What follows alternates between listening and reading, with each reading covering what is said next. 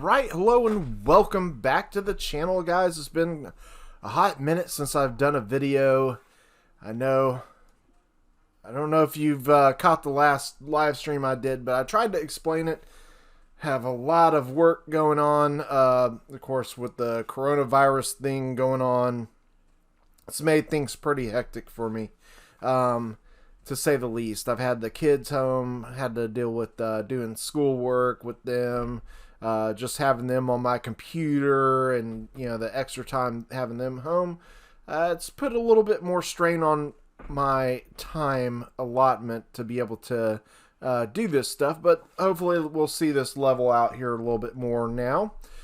So let's get to this video. What we're going to be discussing is a detailed unit roster of Austria, and I'm gonna try and do my best to explain what Austria's best skill sets are with their units versus campaign and with multiplayer, so you can have a good grasp of understanding Austria and their units for when you're in battle. So let's get right to it. Let's start off with campaign, and we're just going to go through the different units, so bear with me, and I'll kind of go into some of the different builds that I love using with Austria. Now, of course, their guards are basically just a standard guard. You're going to have, obviously, platoon fire once you've researched to the point where you can get platoon fire, which is kind of a unique set. Now, there is an obvious difference between fire by rank and platoon fire. Some people do not like platoon fire. Some people do. It's just you have to know how and when to use platoon fire. Platoon fire, to me, is a more defensive formation. You're able to fire faster with it, but you can't do a lot of maneuvering with platoon fire. You have to set and shoot. You can't really move your units and constantly move them, because it takes them time to set, form up, and then start firing. But once they start firing, you got a pretty darn good unit. Now, you get Republican Guard, of course, if you go Republic. Otherwise, you stick with the Guards. Now, Grenadiers, of course, they get two Grenadier types from Hungary. You can get, of course, the Hungarian Grenadiers, which are a little bit better than their regular Grenadiers. And I will say that because of their reloading skill is much higher. 40% reloading skill, 50% accuracy, charge bonus of 13, defense of 17, morale of 9. And you get up to 10 of them, recruiting them out of Hungary. And then you got the regular Grenadiers, which only have 45 accuracy with Austria. You get 35 reload, so as you can see, not as much reload with the Grenadiers. And also, you got 10 melee attack, 14 charge bonus, 16 defense, and 8 morale. Now, there is no limit on these. I do find the Grenadiers, the regular Grenadiers, are a little bit faster on chunking grenades than the Hungarian Grenadiers, if that's something that matters to you. Now, as far as their light infantry, they have the best light infantry in the game, and you can argue that Great Britain has better, but to me, I think the obvious answer would be Austria. And we'll start off with their, of course, Jaegers, which is the first one you're able to get in campaign, and they have a 90 range, 55 accuracy, 30 reload, 20 ammunition. You got the melee I'm not even going to worry about because it's not really worth it. 7 morale, but the real winner is when you get Grenadiers. That's when you have research rifling, you get Grenadiers. Now, they only have 90 range, but trust me, this unit right here is a pretty deadly unit in the fact that they got double barrels, and they got 55% accuracy, which is okay. The reloading skill is 40, but like I said, it's the fact that they got 2 barrels that makes all the difference. You can really tear up some units with Grinzers. So using Grinzers effective is probably one of the best units in the game if you use them correctly. And then you got the Windbouche Jaegers. Windbou because they have wind rifles, and it is a very unique unit. Alright, so now we're going to take a look at the Windbou GIRANDONI Air Rifle, and that rifle is quite unique. It is capable of around 30 shots holding it. It almost holds them like a BB gun, if you will, except it's like a musket. The air is stored in the rifle butt, and they actually carried backpacks with, I believe, 3 different canisters, or 3 canisters that they could replace the butt of the rifle with when they ran out of air. They had a toolkit as a hand pump. Took about 1,500 strokes of hand pumping to be able to fill those air reservoirs up. And yeah, they were pretty awesome. I think they had somebody assigned to them to be able to pump them up for them. And that's a lot of pumping, don't you think? Okay, so also it was about a 51 caliber ball. It says that they had a capacity of about 20, but I think they could ram about, I think it was almost about 23 that they could get in there. I could be wrong on that, to be exact. But anyways, pretty amazing in the fact that all you had to do was cock it back and shoot. Wasn't any priming to do, anything like that. It was all air, so similar to BB gun back in the time that they had this rifle. So yeah, it's a very accurate rifle, and it is a game changer. But anyways, obviously with it being an air rifle, the Windbouches are the fastest firing unit in the game. 70% accuracy, 35 reload skill. Trust me, it is way more than that. They will fire instant and often. They actually have 25 ammo, but that's because they only have 45 men in their unit versus a typical light infantry unit of 60. So that's something that you have to be aware of. Now, the reason is before they did their patch on the game, that used to be 60, but they were so OP in multiplayer that they reduced it down to 45. And then, of course, and I'm talking about the large unit scale, of course. So, yeah. Pretty awesome unit. They actually walk hidden as well, which is a nice ability for ambush. And they do not lay stakes. That is one negative. One of the few rifle units that does not drop stakes. Now, a couple other units, of course, you got the line infantry. Now, it is probably the second worst line infantry in the game, as you can see, versus other nations. You can see they're fairly equal to Russia. One difference being Russia has one more morale than Austria. But Austria does have a little bit better reload skill, and that only is 5, but it is a fairly decent difference. And the fact that they have 150 men, they can outshoot a Russian line, where Russians will beat the Austrian line, obviously be melee attack. They have a 13 bonus, which the Austrians have the worst at 8, and their melee defense is the worst at 11, with Russia tying them. So I guess, like I said, Russia is all about the melee attack, but let's not go too much into Russia. Obviously, the biggest weakness of the Austrian line is the morale is only 6. So that is a definite factor you need to keep in mind. And obviously, they're a little bit more expensive unit, being that there's 150 men in a unit. Of course, the Pikemen I'm not going to go into too much. You do have this as an early unit to recruit. They can be useful at times, early game, but I'm not a big user of them other than putting them in ports to hold up ports. Now, conscripts are only if you're a republic. Pretty terrible unit, to be quite honest with you. I never recruit these unless I'm absolutely desperate. Militia are much better. They have the same unit size as the militia, which is 120, which I'll refer to on these unit sizes as always the large size, because that's the size I prefer the most. Accuracy is only 35. Reload skill is a horrid 15, and they have a horrid only 3 ammo. And you factor in that their melee is god awful.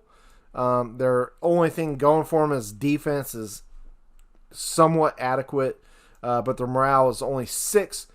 Horrible unit, waste of money. Don't get them, even if you are a Republic. Try to avoid getting them.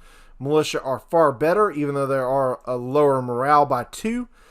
You get a much better unit, 70 reload, 25 accuracy, 15 ammo, way more ammo.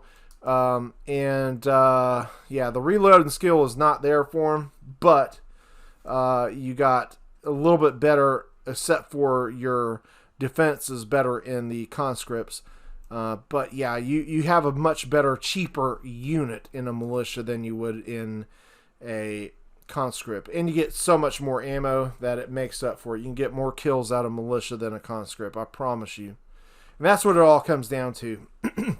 How many kills can you actually get out of them, each one of these units? Now, their cav, of course, you're going to have the provincial cav, which is your basic unit, which you'll mostly be using early period. 9 melee attack, 11 charge bonus, 5 defense, 5 morale. So not the best of units. Of course, 45 men in a unit. And then we go up to getting a little bit better units.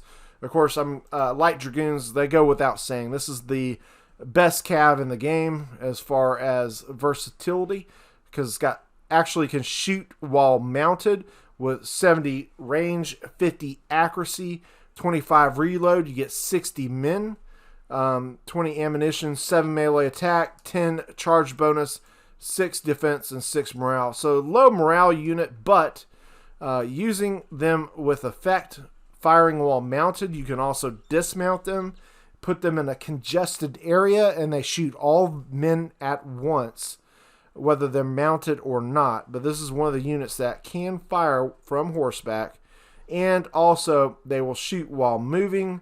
Most of the time when you're able to shoot while moving is if a unit is in motion in front of you, you will fire on them while moving. And yeah, you also get the garrison policing bonus, which is a nice thing to have in the campaign.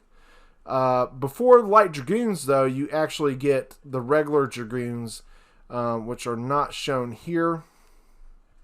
And I think you can only recruit those in colonies as Austria, if I'm not mistaken. Now, a couple other things for cav. With regular Dragoons, I'm just going to state this for the obvious. Regular Dragoons are far worse than light Dragoons. Regular Dragoons, if you have them, you have to dismount them to fire, and they are only going to shoot the front rank, just like early period line infantry before they get fired by rank, because regular Dragoons don't have that ability. So you're going to have to spread them all the way thin to get them to fire all the men, all 60 of them. Now we're going to go into the heavier cav, which is Cuirassier, and you're going to get out of Austria, you're going to get 19 attack, 17 charge bonus, 14 defense, and 10 morale, which they're better than the average Cuirassier. And fairly expensive unit at $1,200.60 to recruit. Upkeep is $370. So yeah, there is quite expense to Cuirassier. And then of course you got the household cab for Austria, which is a very nice cab. 45 men, 19 attack, 17 charge bonus, 15 defense, 12 morale, and you only get 6 of them, and it does take 2 turns to train them. Upkeep costs of $13 and $390 ongoing. Now, Uhlans are a fairly great unit for Austria in the fact that you got the best charge bonus Austria with this Lancer. 29. I think the Marathons have a unit, and maybe even the Ottomans have a unit that's quite equal to the 29 charge bonus, but fabulous for the money. I mean, I can't recommend the Uhlans more. 9 defense and 8 morale. Then you're going to roll into the Hungarian Hasars, which have to be recruited obviously from Hungary. And they have 11 attack and, of course, only 45 men in a unit. They have a 15 charge bonus, 8 defense, 7 morale, and they cost 1,000 to recruit. Couple other units. The Carabiners are going to be 45 men in a unit. They do fire on horseback, and they also shoot while moving.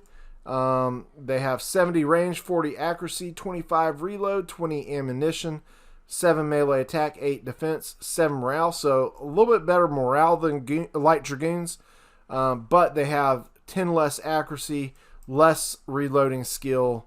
So that's the trade-off when you get Carabiners. More melee, better morale, but not as effective as the light dragoon. You get 15 less and just not as much. Of course, General's Bodyguard is standard for all of them, the European nations anyway.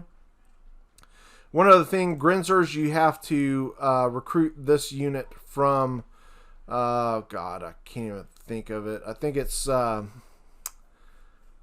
think you have to recruit them in Croatia, if I'm not mistaken. Might be on here.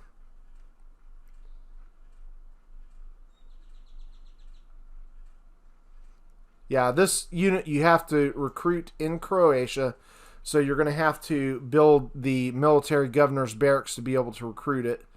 So that's very important to know, especially early game, so you're not wasting money building the wrong buildings.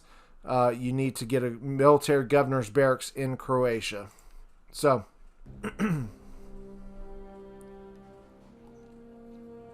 all right, so with Austria, if you're playing multiplayer, everything really is depending on the terrain you're playing in.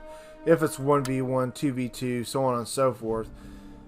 But let's just say, for whatever reason, you are playing a 1v1 in multiplayer.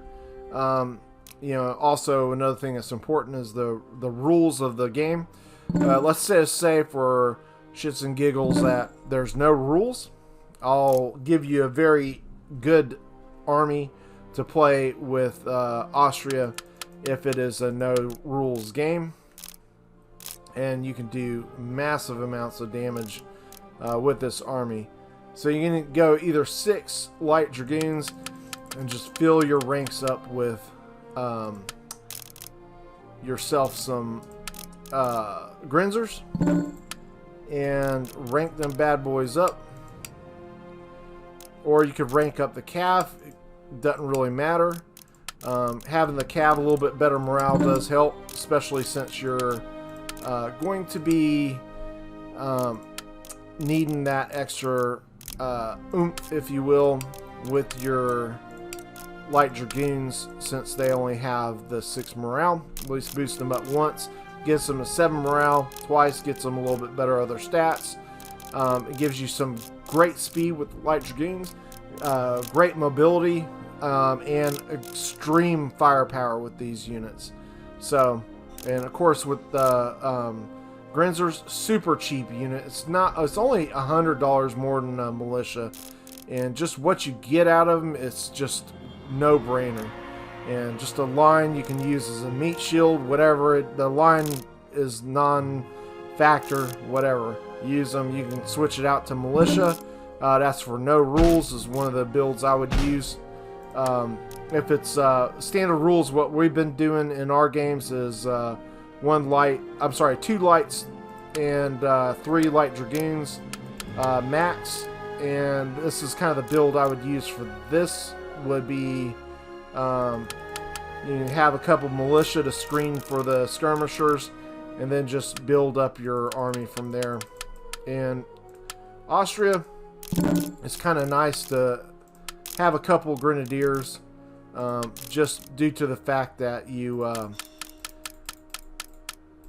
know that you're going to have an army that can push very nicely.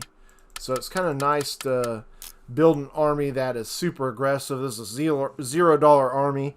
You, like I said, use the militia to screen for your army as you're pushing forward.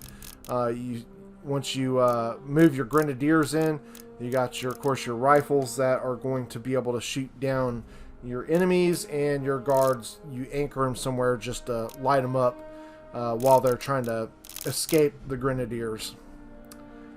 Great push army there. And then if you want to talk about a build that I would use in campaign, based on what time period you're at, if you're in the early time period, you know, obviously you're going to be dealing with either having lots of line or militia. Line are going to be quite expensive to hold on to. What I would do is I would have some obvious militia as a screening force and just outman them. Once you get light dragoons, it's all over with. So this type of build is excellent for Austria. If you're using artillery, of course, you want to go with howitzers and really use those to your best benefit. So these are kind of some of the builds that I would use. Of course, I will build in other units as they come available, but that gives you kind of an idea. You can also, you know, if you're not available to get light dragoons, some of the other builds you can use. And before you get howitzers, you know, let's say we're more of an early period. This is kind of a nice little build to go with. Get you a couple of horse art, even if you don't have that. Go with a couple 24 pounders or 12 pounders, whatever you have available at that time period. Get a couple Uhlans, and maybe you've been able to get Hungarian Hasars. Those are some great units to be able to use. Now, of course, with Lancers, you want to make sure with any of the melee cav, do not direct charge straight into line infantry. You want to hit them from an angle or wait till they volleyed before you charge. Never charge head first into a line infantry, please. I will be doing a video on what not to do with cav, so look forward to seeing that. Whoops, didn't. It gives you kind of a basic idea. Of course, artillery is pretty much the same with every nation, so there's not really much else to go over with artillery. If you have a basic knowledge for that in the game, which you should, it's all the same for every nation except for the natives. So, and of course with the Ottomans, you're going to have a little bit different, of course. Anyways, that gives you kind of an overview of what we're going to have with Austria, how to use them, so on and so forth. Just kind of an opening guide to it. Next, we're going to go into doing France. So tune in next video for that, and we will discuss France. Hope you did enjoy this tutorial. If you did, please leave a big thumbs up. It lets me know that you care. Also, don't forget to subscribe. It does help the channel as we are trying to build up to 1,000 subscribers. So make sure you're joining along with our crazy Rangers. Thanks again, everyone. We will see you on the next one of these to discuss France's units. Also, be on the lookout for my campaign videos and live streams coming at you soon.